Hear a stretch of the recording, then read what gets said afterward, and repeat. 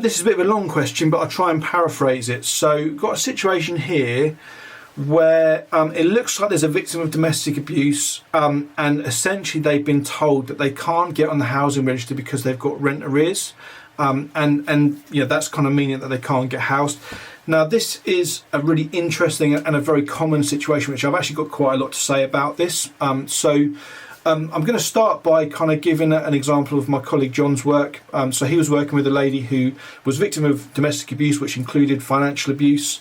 And I'm going to start using jargon quite quickly, unfortunately, there's no way around it. She'd made a Part 7 application, so she'd applied to the council. They'd correctly identified that she was homeless because of the domestic abuse. And so they treated her under the Part 7 process rather than Part 6, which I'll explain more about in a minute. So she'd made a Part 7 homelessness application, and she'd been accepted. So a main homelessness duty had been accepted for her. The problem is that in the area it was in, which was Bedford Borough Council does not own any of its own council housing stock. It sold it all 30 years ago or whatever. So it relies on various different housing associations to house people who it owes a duty to. Now the problem with this is that one particular housing association, in this case it was Stonewater, which I think has got a presence in quite a number of regions in the UK. They had a blanket ban on anyone with rent arrears, essentially. So if anyone had rent arrears, they would simply say, no, we're not accepting it. So it kind of led to this problem where Bedford Borough Council had a duty to someone, and all the housing associations were refusing to house them because of these rent arrears. Now, there's a few options available to them. Bedford Borough Council could have paid off the arrears, for example, and we've seen thousands of pounds being paid off for that reason. But that still didn't seem like a very good solution, because these rent arrears had accrued because of the financial abuse, or certainly in part because of this financial abuse and the situation that they were in.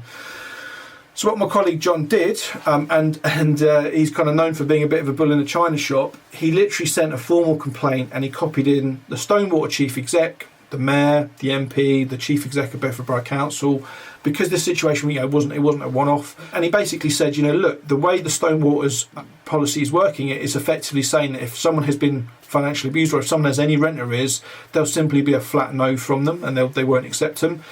And very quickly, I think within a few days, Stonewater changed their policy, or they committed to change their policy. Obviously it took a bit longer than that, and they would then look at this kind of idea of whether someone has, so they would look at the reason why someone had rent arrears, because often there's some very good reasons for it. And this assumption that if you've got rent arrears, it must be your fault is just plainly nonsense. Most people, don't get enough income to cover their rent because rent's too expensive. They have unforeseen costs. That means they just can't afford the necessities of life. So that's what I want to start with. It gets a bit more complicated now. So going back, and I've done a video about this, which I might put on the end link of this video. You've got Part 7 applications, which is where the council has reason to believe that you might be homeless and you've asked them for help. But you've got Part 6 applications as well, where essentially you're not homeless. There's not that degree of urgency. You've applied to the council's housing register. And crucially, the Part 6 application process is a lot stricter to actually get through. So local connection will be a much more difficult to kind of navigate. Often there'll be requirements that you've lived there for 5 or 10 years to qualify, whereas Part 7, as I've said elsewhere, is much more relaxed in effect. I'm not going to use the word relaxed maybe, but it's much more kind of reasonable. So one of the things that Part 6 applications will become subject to are this issue of rent arrears. So again, there may be something in that local housing allocation policy, and every area is going to be different, but which basically says if you have rent arrears, you can't get on it. Now, as I say, that's very challengeable because that's just a blanket policy. There's lots of good reasons why someone might have rent arrears, and reasons which any reasonable person would kind of would realise. But so for those people who are applying under Part 6, you may have this issue of kind of these much stricter policies, which may include the ban on rent arrears. One thing I'd do is that I'd make sure the application in this question here, if domestic abuse has been involved, then really it's likely it should be dealt with as a Part 7 application rather than Part 6, because if you're subject to domestic abuse or you've fled domestic abuse, you are homeless. Therefore you've given the council reason to believe you might be homeless. Therefore, Section 184 kicks in and the Part 7 process proceeds from there, which means, and ultimately the rent arrears should not really be considered within that Part 7 application process unless it's clear that you've literally squandered the money on stupid stuff, which 99.9% people don't do. it's likely that actually that will not make you intentionally homeless. Therefore, the council is going to have that main homelessness duty to you.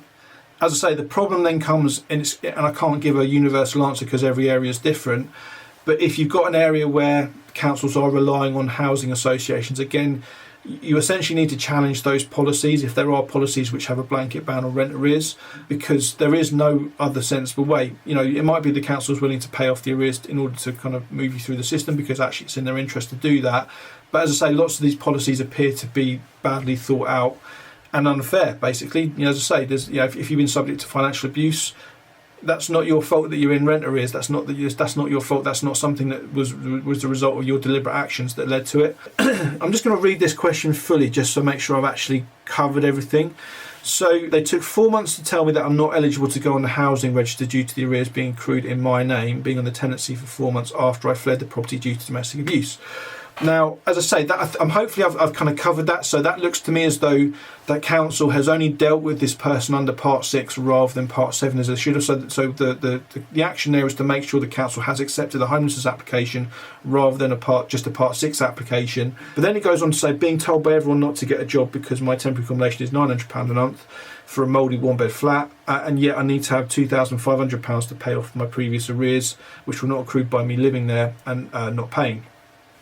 My health has deteriorated as a result. So this kind of leads to this question of the cost of temporary accommodation, and lots of temporary accommodation is astronomically expensive because councils just don't have their own stock effectively, so they have to rely on cowboys to kind of provide it for them a lot of the time. But one thing you need to understand with temporary accommodation is that it has to be affordable for you. So often the benefits will your housing benefit will essentially increase if it's temporary accommodation as opposed to kind of non-temporary accommodation. But for those who are working, there's a really kind of key thing which councils won't tell you unless you specifically ask them for it, and that is that any accommodation that a council provides has to be suitable, which takes into account the idea of affordability. And so if for example you were ordinarily in accommodation which was £100 a week, just a normal private rented flat, one bed flat or something, let's say £150 a week to be a bit more realistic, and that was that meant that you could have a full-time job and afford everything.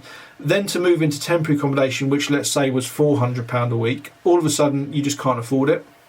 Now councils should essentially take those earnings into account and effectively pay some of the rent in order to enable that to be affordable. And I'll give you a really extreme example just to kind of to hammer home the point. I worked with someone once who joint owned a property, so domestic abuse was involved, so they ended up in temporary accommodation. The council had owed them the main homelessness duty, but because they owned half a house outright, they were not eligible for housing benefit. So housing benefit wouldn't pay anything effectively, but that didn't change the fact that the council had a duty to provide affordable accommodation to them. And in that case, what happened was the council effectively had to provide the temporary accommodation at a peppercorn rent, which is, I don't know where that term comes from, but essentially this individual had to pay £1 a month towards the rent, so that in order to be able to afford it. And the same principle would apply to someone who's working. There'll be some quite complicated calculations involved, but if you're only earning, say, £400 a week and the temporary accommodation rent is £400 a week, then the council should be paying a reasonable amount to make that affordable for you.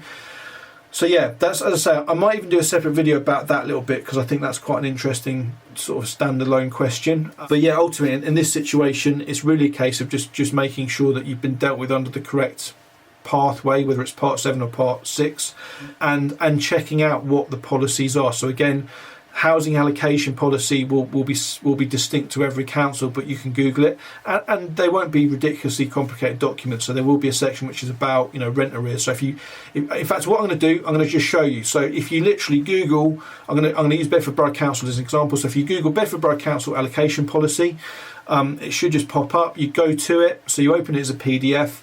And then you just search for the term rent arrears, or let's just keep it even more simple. Just say arrears.